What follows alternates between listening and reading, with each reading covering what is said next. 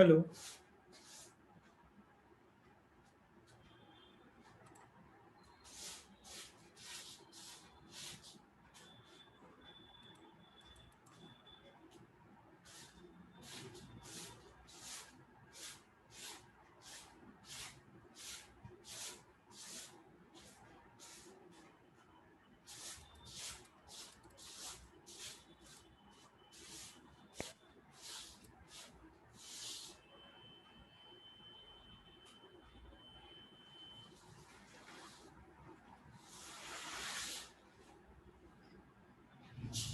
आवाज आवाज आ रही? हेलो। येतो सर आवाज. बाहेर आहे का आवाज? हेलो. हा सर येतो आवाज. हो हो.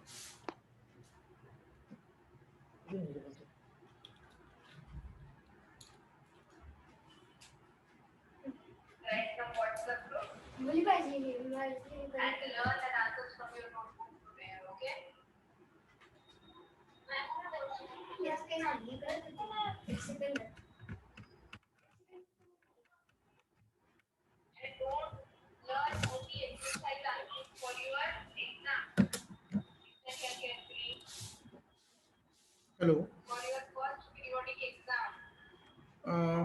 बाकी जॉईन होत आहे तोपर्यंत मला वाटतं आपण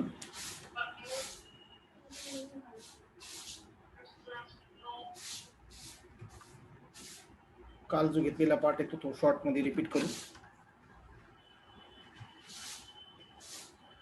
okay. Now welcome all dear friends. Today we will discuss unit number 4, phenol, ether and epoxides.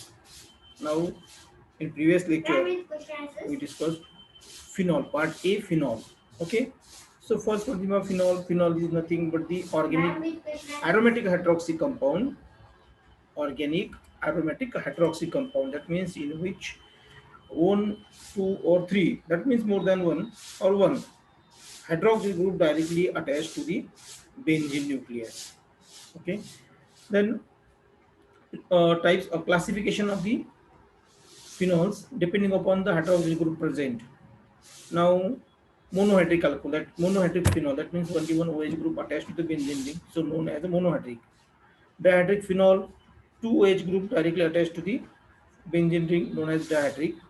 Then trihydric, three OH group directly linked with or attached to the benzene ring, known as trihydrics. The next part, method of synthesis. In this case, method of synthesis phenol prepared from, in first case, that means two methods we have discussed. First from phenol, and now second from cumene, that means isopropyl benzene. Okay. Now next lecture, next point, discuss acidic characteristic of phenol, acidic character of phenol, because you know that phenol also known as a carbolic acid, that means shows the acidic characters. Okay.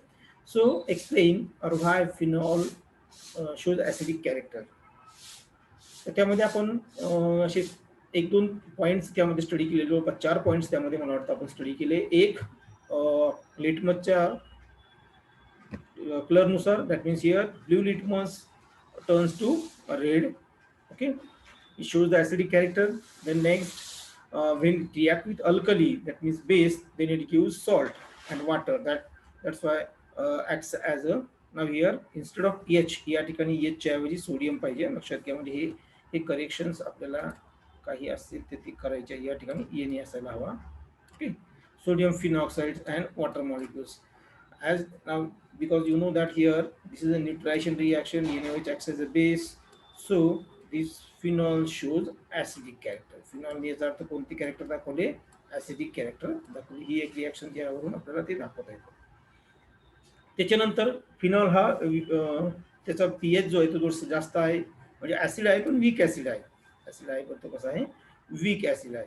त्याच्यानंतर आपण घेतलं होतं की phenol जो आहे, lone pair of electron जे फिनॉलच्या night ऑक्सिजनवर आहे, तो ती पेअर काय करू शकतो?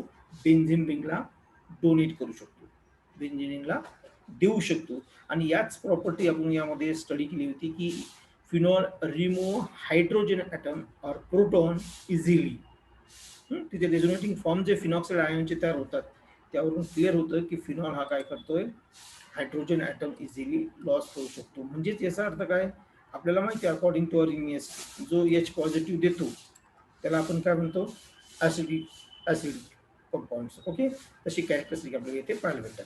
त्याच्यानंतर घेतलं आपण रिॲक्शन्स ऑफ फिनॉल. 4 रिॲक्शन्स आपण स्टडी केल्या. कार्बोक्सिलेशन, म्हणजे आता याच्यावरून यामध्ये लक्षात येते की इथे कार्बोक्सिलिक ग्रुप ॲड होतोय. फ्राईज रिअरेंजमेंट, यामध्ये जस्ट रिअरेंजमेंट आहे. बघा आता कार्बोक्सिलेशन मध्ये काय झालं, फिनॉल फक्त रिॲक्ट विथ NaOH. आता जवळपास बरेचसे रिॲक्शन्स मध्ये फिनॉलची ज्यावेळेस केमिकल रिॲक्शन्स आपण घेतो त्यावेळेस फिनॉलला फर्स्ट NaOH सोबत रिॲक्ट करतात. आता हे कशासाठी, परत एकदा सांगतो, फिनॉलच्या ज्यावेळेस केमिकल रिॲक्शनसाठी स्टडी करतो त्यावेळेस त्या OHला NaOH सोबत रिॲक्ट करतात. कशासाठी, कारण तो OH ग्रुप जो आहे हा OH ग्रुप प्रोटेक्ट करण्यासाठी. म्हणजे कशामुळं, कारण बघा या ठिकाणी आपल्याला इथे ॲडिशन करायचं असेल किंवा इतर या ठिकाणी ॲडिशन करायचं असेल तर इथलं ॲडिशन कशी असेल, ॲडिशन म्हटल्यापेक्षा सबस्टिट्यूशन असेल तर इथला हा हायड्रोजन जाईल आणि तो येणारा ग्रुप या ठिकाणी येईल. होतं काय, बरेच वेळेस ज्यावेळेस ही रिॲक्शन परफॉर्म होते त्यावेळेस हा हायड्रोजन रिमूव्ह होण्याच्या ऐवजी इथलाच हायड्रोजन हा रिमूव्ह होतो. म्हणजे याचा अर्थ यामध्ये हायड्रोजन इथला रिमूव्ह होतो, याचा अर्थ यामध्ये काय होतं की या OH ग्रुपवर रिॲक्शन होते. मग हा OH ग्रुप प्रोटेक्ट करण्यासाठी फर्स्ट रिॲक्ट विथ NaOH. बघा इथे केलं NaOH सोबत react, then react with CO2, carbon dioxide सोबत रिॲक्ट केलं at about 398 kelvin. Okay, then it undergoes carboxylation. Sodium carbonate यामध्ये सोडियम कार्बोनेट नाही, सोडियम यामध्ये सॅलिसिलेट जो आहे तो फॉर्म होतो आणि मग परत त्या या Na रिप्लेस केल्या जातो.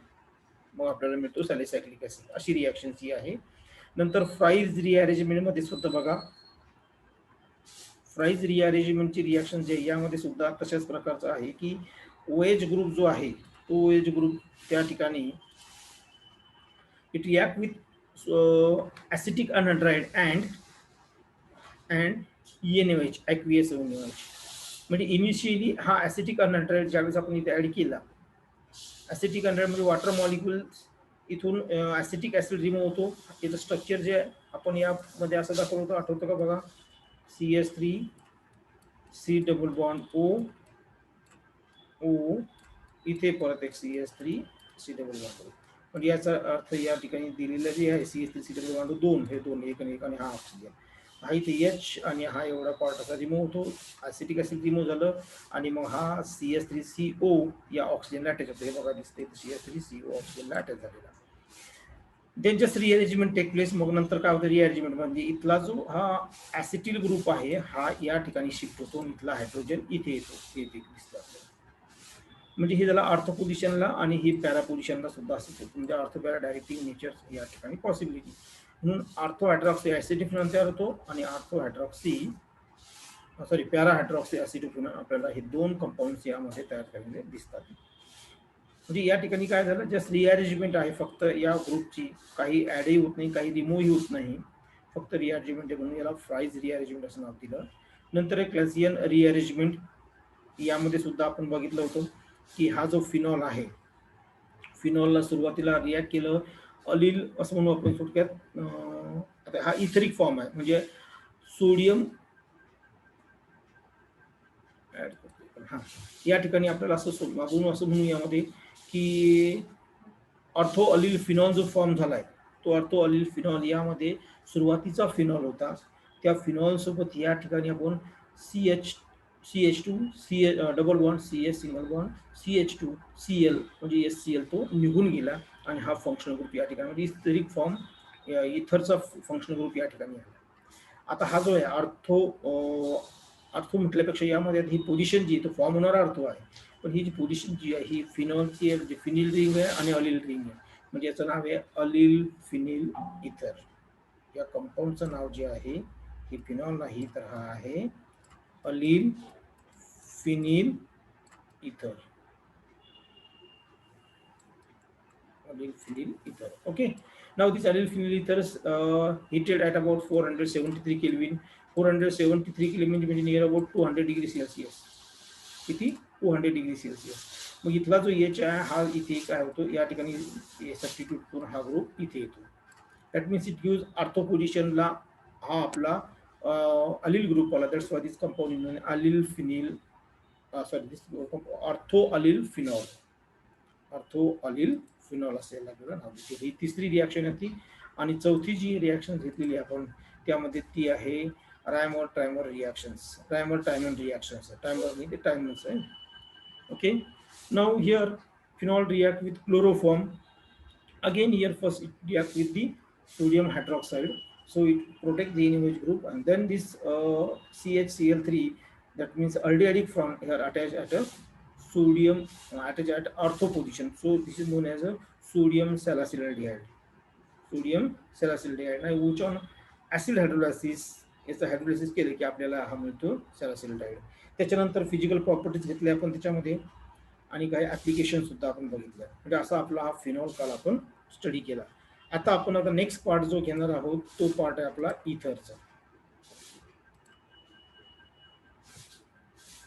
ओके, मी आता ती स्क्रीन शेअर करतोय.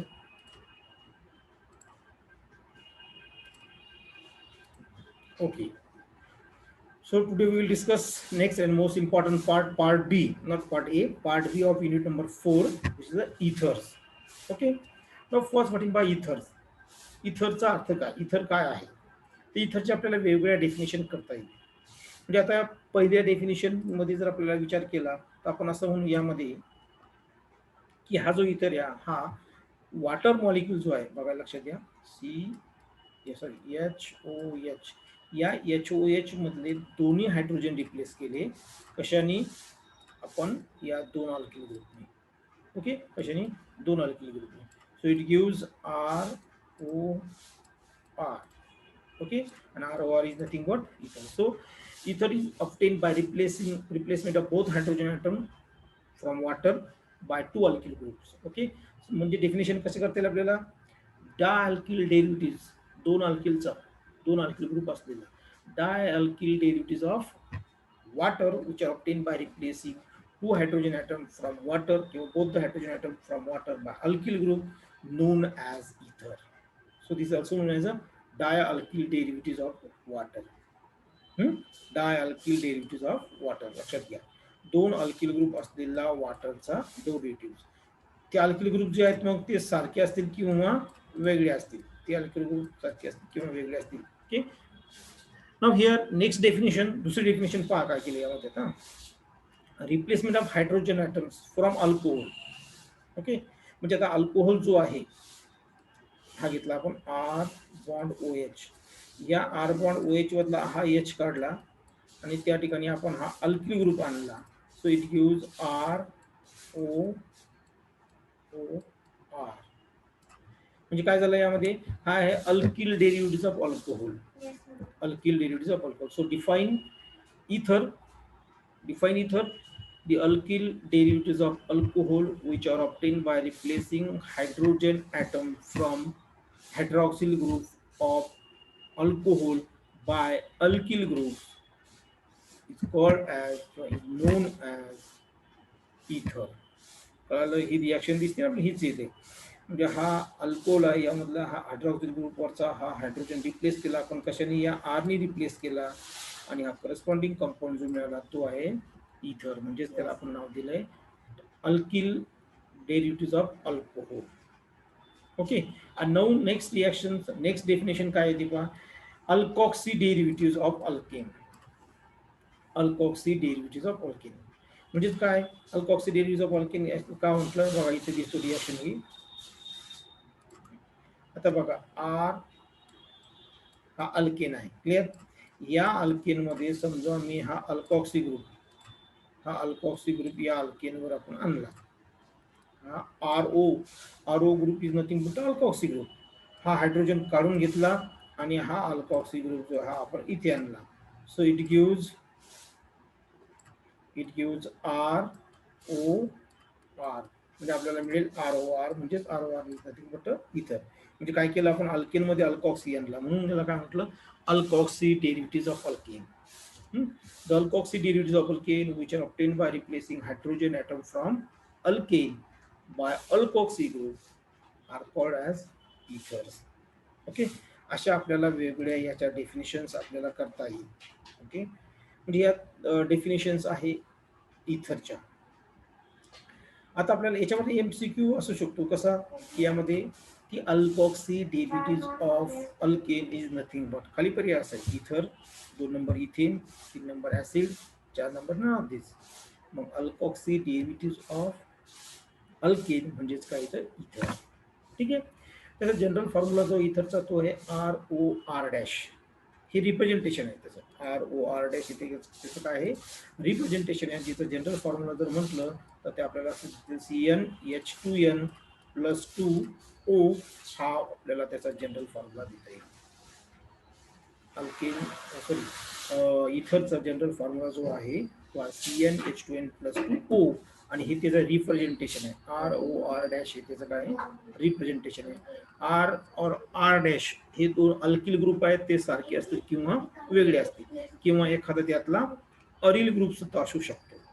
ओके, आता या ठिकाणी या एक्झाम्पल मध्ये बघा, हे दोन्ही अल्किल ग्रुप जे आहेत म्हणजे R आणि R डॅश, इथे CH3 CH2 CH3 CH2 हे दोन्ही सारखे आहेत, म्हणजे इथे इथिल ग्रुप अटॅच आहे, डायइथिल इथर.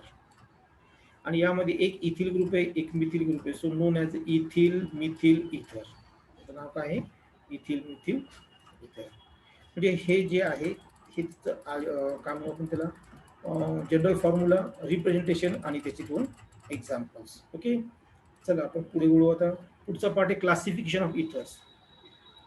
आता इथरमध्ये क्लासिफिकेशन काय असू शकतं, तर सिंपल आपल्याला बघायचं की इथरमध्ये काय ROR डॅश असं आपण म्हटलं, हे इथरचं रिप्रेझेंटेशन आहे. क्लिअर. मग पॉसिबिलिटी काय आहे इथे, की हे R इक्वल टू R असं R डॅश असू शकतं, म्हणजे R आणि R डॅश हे सारखे असू शकतात, किंवा R not equal to R dash म्हणजे हे डिफरंट असू शकतात. मग यावरच आधारित त्याचं क्लासिफिकेशन पडलेलं बघा. Ethers are classified to 2 classes on the basis of alkyl group attach to the oxygen atom. म्हणजे nature of alkyl group attach to the oxygen. ऑक्सिजनला जे दोन अल्किल ग्रुप अटॅच आहेत त्याच्या आधारे, त्याच्या नेचरच्या आधारे याचं काय केलं आहे, क्लासिफिकेशन केलेलं आहे. There are 2 types of ethers, simple और सिमेट्रिकल इथर. नावातच दिले सिंपल और सिमेट्रिकल इथर, म्हणजे याचा अर्थ हे दोन्हीही R आणि R डॅश कसे असतील, सारखे असतील. इथे बघा इथिल आणि हा इथिल आहे, किंवा मिथिल मिथिल असेल, म्हणजे याचा अर्थ काय आहे, हे दोन्ही जे अल्किल ग्रुप अटॅच आहे ऑक्सिजनला ते कसे same. Okay, so define simple और सिमेट्रिकल इथर, द इथर in which 2 alkyl group attached to the oxygen atoms are same. 2 alkyl group attached to the oxygen atoms are same, म्हणजे ऑक्सिजनला जे दोन अल्किल ग्रुप अटॅच आहेत ते कसे आहेत, सेम आहे असं त्याचा अर्थ होईल. एक्झाम्पल डायइथिल इथर, डायमिथिल इथर असं आपल्याला नाही. म्हणजेच आपल्याला असं म्हणता येईल का, की सिंपल इथर नेम्ड ॲज डाय अल्किल इथर. बरोबर आहे की नाही, म्हणजे सिंपल इथरचं नावाच मग कसं सुरुवात होईल, हे डाय अल्किल असं सुरुवात होईल, डाय अल्किल इथर. कारण डाय काय बरं, डाय स्टँड फॉर 2, म्हणजे दोन्ही अल्किल ग्रुप सारखे आहेत बाबा म्हणून डाय अल्किल म्हटलं आपण. Clear. Now next time mix और अनसिमेट्रिकल इथर. नंतरचा पार्ट पाहिजे आपल्याला मिक्स और अनसिमेट्रिकल इथर. आता मिक्स आणि अनसिमेट्रिकल इथर म्हणजे काय, here also name it self this mix. That means 2 alkyl group attached to the oxygen atom. 2 alkyl group attached to the oxygen atoms are different. Here म्हणजे या ठिकाणी काय, हे दोन्ही जे अल्किल ग्रुप अटॅच असणार आहे, हे दोन्ही अल्किल ग्रुप कसे आहेत ते बघा, इथे वेगळे असतील, ते सारखे नसतील, इक्वल नसतील. आता एक्झाम्पल बघा, C2H5 एका साईडला ऑक्सिजनच्या आणि एका साईडला CH3, सारखे आहेत का, नाही. म्हणजे इथिल मिथिल इथर, इथिल मिथिल इथर is an example of mix और अनसिमेट्रिकल इथर. Okay, that means define mixed or unsymmetrical ether, the ether in which 2 alkyl group attached to the oxygen atoms are different. ते कसे असतील, different असतील. आता different असल्यामुळे इथे काही आपल्याला डाय शब्द यूज करायची गरज नाही. डाय शब्द आपण या ठिकाणी यूज करू शकत नाही. का नाही, कारण दोन्ही अल्किल ग्रुप हे सारखे आहेत का, नाही. का नाही सारखे, कारण आपण कशाबद्दल बोलतोय, आपण बोलतोय मिक्स किंवा अनसिमेट्रिक इथर बद्दल. Okay, clear. तर व्हॉट अबाउट नॉमिनिक्लेचर. तर नॉमिनिक्लेचरमध्ये आपल्याला सिंपल 2 सिस्टीम आपण फॉलो करत असतो, एक कॉमन नेम सिस्टीम आणि दुसरी IUPAC name system. Common name system आणि IUPAC नेम सिस्टीम. तर कॉमन नेम सिस्टीम मध्ये काय करायचं आपल्याला, कॉमन नेम सिस्टीम जर सिम्पल इथरचं असेल तर आपल्याला डाय शब्द लावायचा, अल्किल ग्रुप नाव लिहायचं आणि शेवटी इथर लिहायचं. बघा इथे कॉमन आहे आणि सिम्पल इथर बद्दल बोलतोय आपण. मग काय करायचं, दोन अल्किल ग्रुप, डाय शब्द लावला, या अल्किल ग्रुपचं नाव लिहिलं इथिल आणि शेवटी शब्द टाकला इथर. आलं लक्षात. पण तेच कॉमन नेम मध्ये जर मिक्स असेल तर काय करायचं, मिक्स असेल तर अल्फाबेटिक ऑर्डर फॉलो करायची.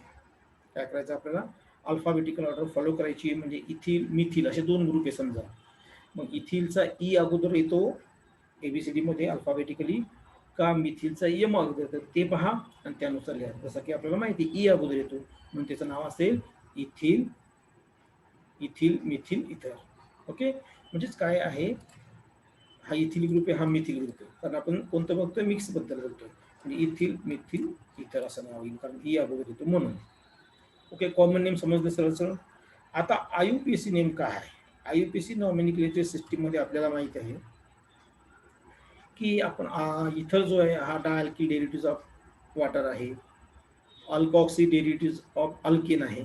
या ठिकाणी आपल्याला हेच म्हणायचं, हा असा कन्सिडर करायचा आपल्याला IUPAC नेम मध्ये, हा अल्कॉक्सी डेरिव्हेटिव्ह ऑफ अल्केन आहे. काय आहे, अल्कॉक्सी डेरिव्हेटिव्ह ऑफ अल्केन आहे. म्हणजे शेवटी पॅरेंट नेम हे अल्केनचं येईल आणि सुरुवातीचं नाव हे अल्कॉक्सी ग्रुपचं येईल आणि त्या अल्कॉक्सी ग्रुपची ती जी पोझिशन असणार आहे त्या पॅरेंटवर ती त्या अल्कॉक्सी ग्रुपच्या अगोदर येईल. आता उदाहरण इथे बघा, CH3OC2H5 आता हा ग्रुप आहे. यामध्ये IUPAC नियम काय म्हणतो, IUPAC नियम सांगतो की जो बल्गी ग्रुप आहे, जो हायर ग्रुप आहे तो काय करा, पॅरेंट समजा. मग आता या ठिकाणी दोन अल्किल ग्रुप आहे, एक आहे मिथिल आणि एक आहे इथिल. आता हा इथिल हा पॅरेंट आहे म्हणून याला लिहिलं इथेन. आणि जो स्मॉलर ग्रुप आहे, जो छोटा अल्किल ग्रुप आहे त्याला ऑक्सिजन सह अल्कॉक्सी असं नाव द्या. ऑक्सिजन सह त्याला अल्कॉक्सी नाव द्या. मग आता याचं नाव काय आहे, मिथिल.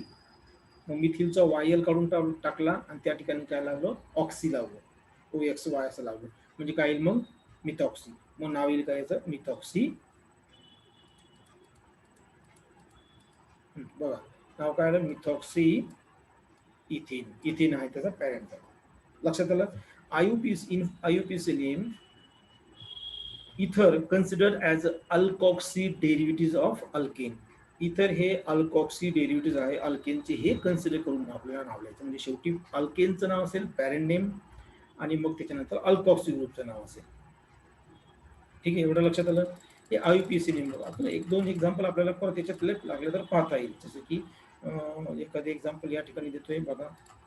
समजा हे एक्झाम्पल आपण घेतलं आता CH3OCH3. आता तुम्ही म्हणता सर इथे तर दोन्ही ग्रुप सारखेच आहे, मग आता कसं, तर सिंपल आहे, कोणता तरी एक पॅरेंट पकडा, कोणताही पॅरेंट, मग कोणता एक म्हटलं तरी तो येईल मिथेन. ओके, आणि दुसरा जो आहे तो अल्कॉक्सी म्हणा म्हणजे मिथॉक्सी. याचं नाव जे असेल ते आहे methoxy methane. IUPAC name of this compound is non as a methoxy methane. ठीक आहे, म्हणजे असे एक्झाम्पल्स आपल्याला याच्यावरून घेता येईल. असो, तर नेक्स्ट घेऊ आपण स्ट्रक्चर अँड बॉन्डिंग. आपल्याला पाहायचं तर स्ट्रक्चर अँड बॉन्डिंग मध्ये. आता स्ट्रक्चर अँड बॉन्डिंग पाहण्याचा अर्थ काय नेमकं, आपल्याला फंक्शनल ग्रुप जो आहे ऑक्सिजन कार्बन ऑक्सिजन कार्बन हे लिंकेज असणार आहे, त्याला इथरिन लिंकेज म्हणतात. इथरल लिंकेज किंवा इथर लिंकेज असं म्हणतो आपण त्याला. तर तो जो आहे त्याचा बॉन्ड अँगल किती आहे, त्याचं बॉन्ड लेंथ किती आहे, हे जनरल आपल्याला गोष्टी यामध्ये माहिती करून घ्यायच्या आहेत. ओके, तर सिंपल बघा, आता या ठिकाणी फंक्शनल ग्रुप माहिती आपल्याला कार्बन ऑक्सिजन कार्बन आहे. यामध्ये याचा जो बॉन्ड अँगल आहे तो 110.3 डिग्री आहे. म्हणजे हा जो बॉन्ड अँगल आहे हे दिसताना जर आपण सरळ काढत असलं तर याचा बॉन्ड अँगल किती बघा, 110.3 डिग्री एवढा त्याचा बॉन्ड अँगल आहे. त्याच्यानंतर कार्बन आणि ऑक्सिजनची बॉन्ड लेंथ, हा कार्बन जो आहे ना, ऑक्सिजन जो आहे, हा कार्बन ऑक्सिजन किंवा ऑक्सिजन कार्बन म्हणा, याची बॉन्ड लेंथ जी आहे ती किती आहे, 140 पिकोमीटर एवढी आहे. 140 पिकोमीटर एवढी त्याची. आणि सगळ्यात महत्त्वाचा हा ऑक्सिजन ॲटम जो यामधला हा सिंगल बॉन्डनी बाइंड आहे, त्याच्यामुळे हा sp3 हायब्रिडायझेशन स्टेटमध्ये आहे. ओके, कसं आहे ते sp3 हायब्रिडायझेशन स्टेटमध्ये आहे. आणि हा अल्कोहोल जो आहे, आता जसं अल्कोहोल मधला जो OH आहे तो सुद्धा sp3 हायब्रिडायझेशन, तशा पद्धतीने हा ऑक्सिजन यामध्ये आपल्याला पाहायला भेटतो. लक्षात येते. ठीक आहे, तर असं यामध्ये याचं कॅरेक्टर आपल्याला पाहता येईल, म्हणजेच स्ट्रक्चर आणि बॉन्ड आपल्याला घेता येईल. बॉन्डचा विचार केला, बॉन्ड लेंथ जी आहे ती आहे 140 पिकोमीटर आणि बॉन्ड अँगल जो आहे तो 110.3 डिग्री आहे. त्याचसोबत त्याचा जी नेचर आहे त्या ऑक्सिजनचं ती sp3 हायब्रिडायझेशन स्टेट असं त्याचं नेचर आहे. नेक्स्ट पार्ट येतो मग सिंथेसिस रिॲक्शन, विल्यमसन सिंथेसिस. आपल्याला दोनच रिॲक्शन स्टडी करायच्या 12वी मध्ये, तुम्ही दोनच रिॲक्शन बघितल्या, एक विल्यमसन सिंथेसिस आणि दुसरं कंटिन्युअस इथरिफिकेशन. कंटिन्युअस इथरिफिकेशन या दोन रिॲक्शन. तर काय बघा विल्यमसन सिंथेसिस मध्ये काय होतं. आता विल्यमसन सिंथेसिस म्हणजे reaction when ethyl bromide react with किंवा alkyl halide react with sodium alkoxide. General reaction मी इथे दाखवते, मुद्दाम आपण बघा त्यासाठी REX हा आहे alkyl halide. It react with, त्याला R डॅश देतो, रिॲक्ट विथ सोडियम अल्कॉक्साइड, हा sodium alkoxide. Okay, react with sodium alkoxide in presence of dry ether. Dry इथरच्या प्रेझेन्समध्ये ही रिॲक्शन करू आपण. Okay, in presence of dry इथर. देन इट यूज होतं काय बघा, हा एन ए आणि हा एक्स निघून गेला आणि इथे आर बॉन्ड ऑक्सिजन, म्हणजे हा आता कोणता आर बॉन्ड ऑक्सिजन एवढा, हा आर त्याला इथे अटॅच होतो. ओके, आणि now here by product NaX. Okay असो, पण या ठिकाणी हा जो तयार झालेला आहे महत्वाचा आर डॅश ओ आर, म्हणजे ROR हा फॉर्म झाला. ROR म्हणजे काय झाला, हा इथर. ही जी रिॲक्शन आहे ही याची जनरल रिॲक्शन्स आहे. मग तुम्ही आरच्या जागी कोणताही अल्किल ग्रुप घ्या आणि एक्सच्या जागी कोणताही हॅलोजन घ्या. उदाहरणार्थ इथे घेतलं इथिल ग्रुप आणि हॅलोजन घेतला ब्रोमिन. म्हणजे ethyl bromide react with sodium ethoxide, then it gives diethyl ether. काय झालं, इथे हा Br या Na सोबत निवडून गेला, म्हणजे पर्यायाने मग हा एवढा पार्ट जो आहे या ऑक्सिजनला हा CH2CH3 ऍड झाला, हा बघा, known as a diethyl ether. Now this reaction is known as a Williamson synthesis. आणि ही रिॲक्शन म्हणजे काय, SN2 रिॲक्शन जी आहे त्याचं मेकॅनिझम या ठिकाणी अप्लाय होतं. SN2 रिॲक्शन सारखंच SN2चंच मेकॅनिझम या ठिकाणी न्यूक्लियोफिलिक सबस्टिट्यूशन रिॲक्शन होतं आपल्याला, बायमॉलिक्युलर न्यूक्लियोफिलिक सबस्टिट्यूशन रिॲक्शन. तर तीच रिॲक्शन या ठिकाणी घडते. हे झालं विल्यमसन सिंथेसिस. दुसरं एक कंटिन्युअस इथरिफिकेशन. आता कंटिन्युअस इथरिफिकेशन मध्ये नेमकं होतं काय, कंटिन्युअस इथरिफिकेशन मध्ये नावच आपल्याला सांगते की यामध्ये कंटिन्यू इथर तयार होत राहतो. इथर कंटिन्यू तयार होत राहतो. कशा पद्धतीने बघा,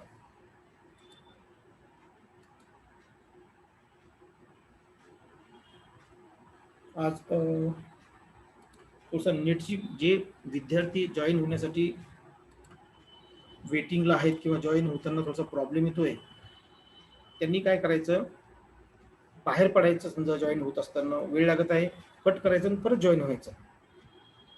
म्हणजे ज्यांना जॉईन होण्यासाठी प्रॉब्लेम येत आहे त्यांनी.